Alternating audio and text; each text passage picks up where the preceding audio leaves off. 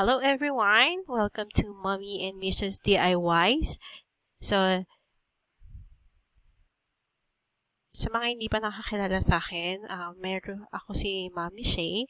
So, meron na akong YouTube since 2010. Pero, ginagamit ko lang siya as a storage of files and then storage ng memories.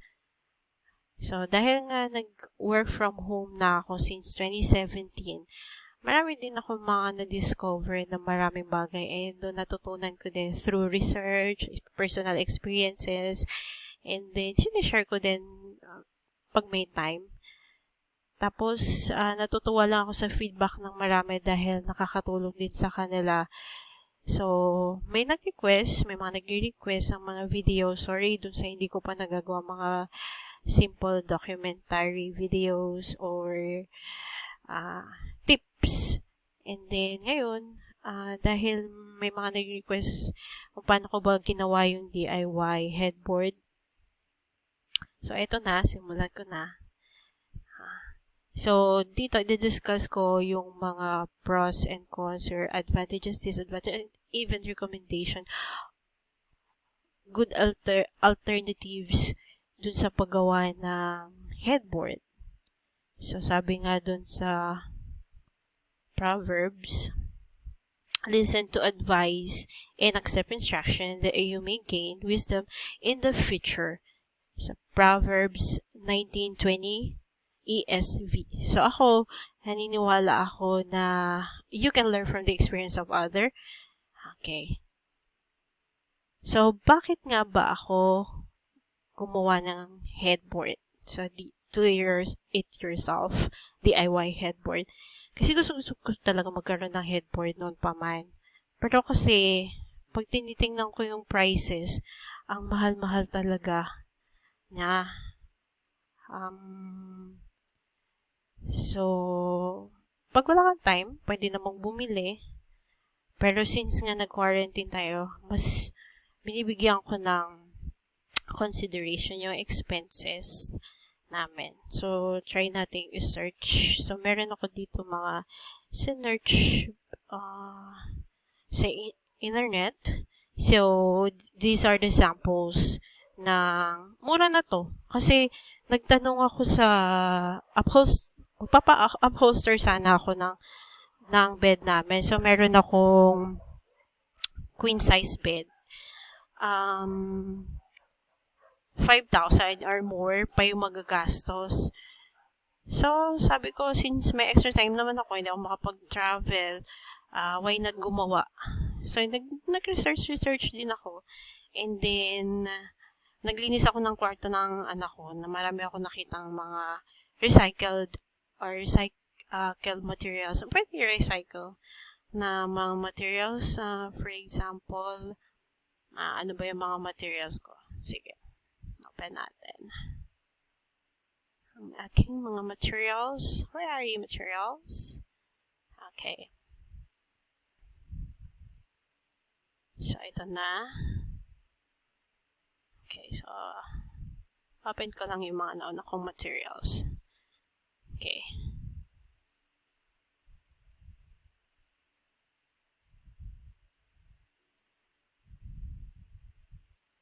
Okay. So, simulan natin dun sa mga boxes. Meron ako mga boxes na appliances na hindi ko na ginagamit. Hindi ko talaga siya napon kasi intention ko is magagamit ko pa rin siya in the future. So, yan. And then, meron din akong foam. Uratex. In fairness with Uratex, 5 years ago, ko pa siya binili. So, sa Mega Mall ko siya binili. Folding Uratex siya. Folding bed. Double. Ayun. Hindi siya mabilis masira. Although may mga stain na rin yung cover niya, pero matibay talaga siya. Ayun. Pwede naman kayong bumili doon sa mga scrap. Suppose bibili ako doon sa mga scrap. Kaya lang, ang taas ng ng shipping fee. So, kung Manila ka, siguro mura lang yun. Pero ako, dito lang sa Cavite, medyo malayo-layo. Ayun. So, pinagdikit ko lang siya. Yan. So, may headboard na rin naman ako. Ang problema kasi, kahoy siya. So, minsan, masakit sa likod. Yan, kailangan lagyan mo pa ng pillow. So, I decided talaga na gumawa. Yun. Yung aking foam is 4 inches. Yan. Okay. So, let's go back. Yan. So, ano una kong ginawa? So, kinat ko yun. So, yung measure nung sa akin is 30 or 61 by 25 or 25 by 61. So, hindi ako ganun gagaling sa measurement. Pero yun yung measure na sa akin. Queen size. So, gumamit ako meter. Ginuhitan ko siya ng pencil. And then,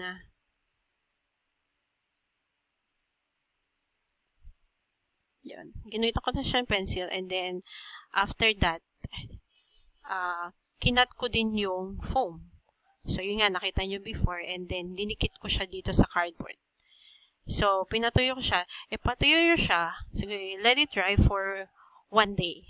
So, dahil nga sa akin naman, iba yung case ko, na parang sinisingit ko lang siya, kasi may, doon sa freelancing job ko, pag gusto kong mag-relax, sinisingit ko siya.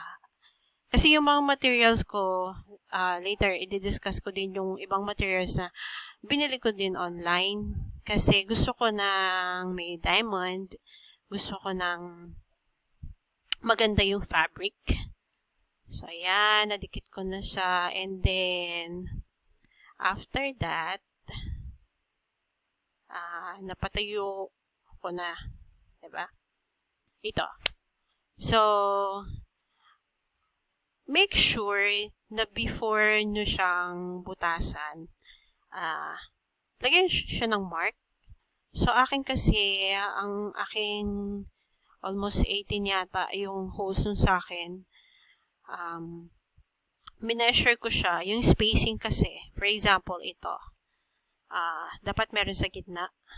And then, ayan, alternate siya. Kasi nga, ang gusto ko is may pagka, parang diamond yung shape niya. Ayun. So, ano yung natutunan ko dito? Mas better sana kung ang ginawa ko is sa likod. Doon na lang sa may boxes ka naglagay ng mark para pagbubutas mo, diretso na. Ayan. Mas madali kasing butasan siya. Ang ginamit kong pagbutas dito is only scissor. Malaki yung scissor ko. So, kaya siyang butasin. Yung tagos hanggang foam. Kasi yung iba, ang ginagamit is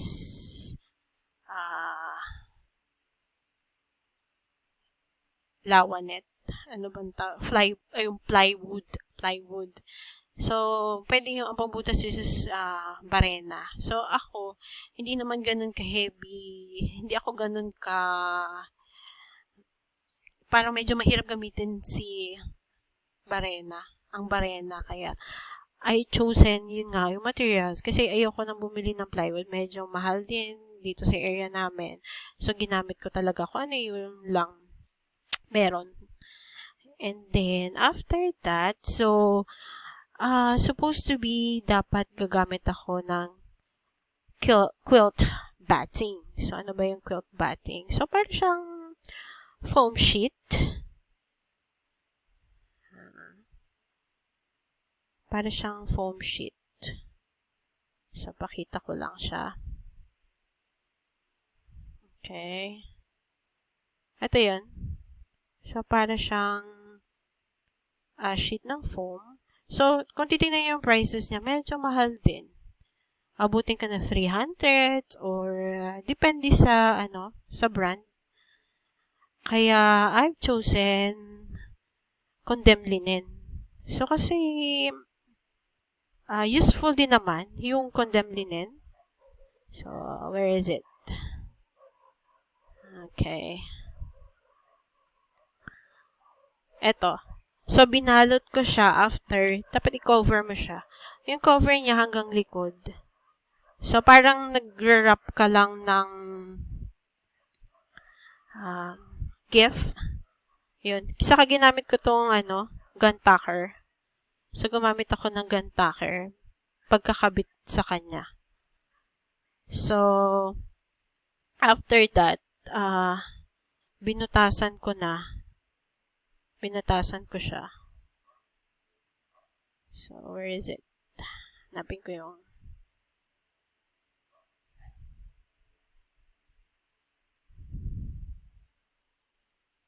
So, binatasan ko na siya. Ito yung itsura niya. Ayan. So, let's make it bigger. Whoop. Ayan.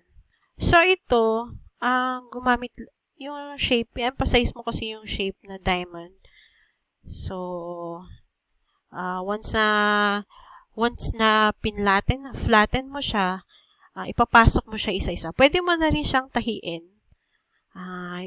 Kung wala ka ng needle na pang-upholstery, pwede na rin yung malaking karayom. Yun. So, ipasok mo siya. And then, yun. Para mas madali na sa'yo kung i-flatten yung fabric. So, kung kilt yan, pwedeng butas lang. Kung quilt batting, pwedeng butasan mo lang siya. Sa akin, dahil nga condemned linen yung ginamit ko, dapat mas madali na kapag ilalagay mo yung fabric. So, ganito yung ginawa ko. Yeah, so, you have your own choice. Kung quilt patting, maganda, mas madaling gamitin. Pero, kung gusto mo na makasave ka, kung wala kang linen, pwede yung telang luma na hindi mo na ginagamit. Or kumot na hindi mo na ginagamit. So, maganda din siya. Ayun. Okay, balik tayo dun sa pictures ko. Ayan. So, after mo ma-flatten yun, so, yung isi-share ko lang sa inyo itong fabric. Yung fabric is velour. Velour.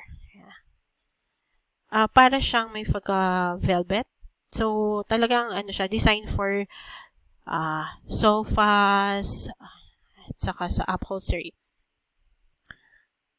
Ang history sa akin, hindi ako agad naka-purchase kasi inintay ko pa siya sa online. Yun, hindi ko nababanggitin kung ano yun. Kasi, siguro dahil 11/11, matagal. Tapos, cancel order na pala kasi hindi available kasi sa China pa. Sa China. Yun. So, naghintay ako na almost 3 weeks and then wala pala. So, ito yung needle. So, bili ko din siya sa China. Ayun. Sa online. Lahat o online. Pati itong diamond. Wow, may shine bright like a diamond. And yung needle. Yung thread. Yun.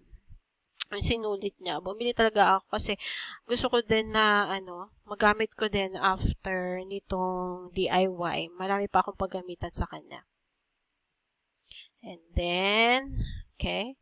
So, ito yung process ko kung paano ko finlatten yung condemned linen. So, parang pinapasok ko. Gumamit ako dyan ng needle talaga para maipasok ko siya. Ayan. Okay. So, ayun. So, ito yung pinaka-hardest part. Okay. So, nung binili ko yung fabric, nilabang ko muna, tapos pinlansya ko siya. Pinlansya ko ito. Hindi nga pala siya tao. Ito. And then, ayun. So, yung pag talaga, di ba may butas na yan sa likod. May butas na yan. Madali ko na siyang natahi. Ayun. So, sa pagtatahi ko, parang spider web ang nangyari dyan sa likod eh. Kasi, pag ipapasok mo lang siya ulit, baka mabali yung karayom. So, ayun. Para siyang spider web ang ginawa ko. Yan. Ito na yung output. So, pwede mo siya i-stretch pa. Sa akin naman kasi, di ko na masyado in-stretch kasi mas gusto ko parang may pagka-crumpled. Yan. Kasi malambot yung tela niyan. Maganda. Medyo matigas nga lang. Ayan. And then, lagyan na natin si Shine Bright Like a Diamond. Yan. Yan. Ito na. Ito na siya. So,